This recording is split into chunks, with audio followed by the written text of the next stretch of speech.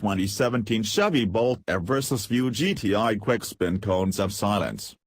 Since the first moment I hit the throttle and felt all 266 pound-feet of torque instantly break the front tires loose, I've wanted a chance to really cane the 2017 Chevy Bolt EV like any other hot hatch.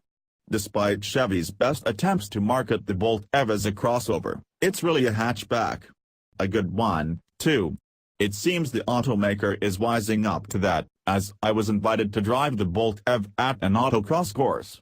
Better yet, Chevy was bold enough to bring along a 2017 Volkswagen GTI, arguably the best hot hatch around. The Bolt EV has a lot going for it. The batteries keep the center of gravity low, and the copious amounts of torque help the car get out of a corner with some anger.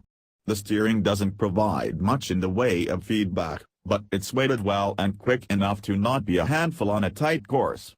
The brakes are good for a hybrid. Like any autocross course, this small cone track favored maneuverability and low-end grunt over flat-out speed and lateral grip.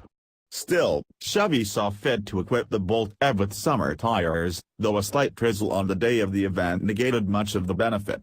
The tires only spun for maybe 10 feet on a hard launch, compared to 15 feet on the stock low rolling resistant tires.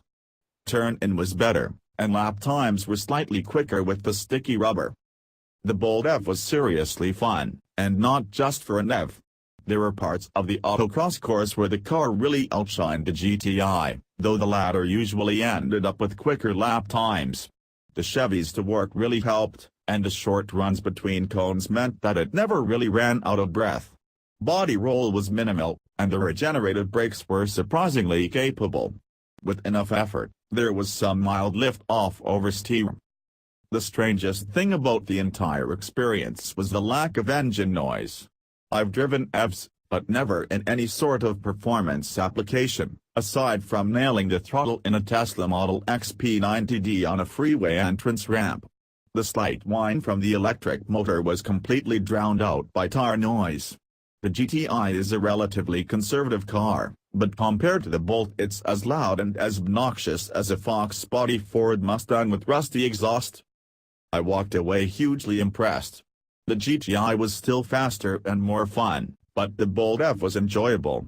Now we just need to convince Chevrolet Performance that our Bolt SS is worth the trouble.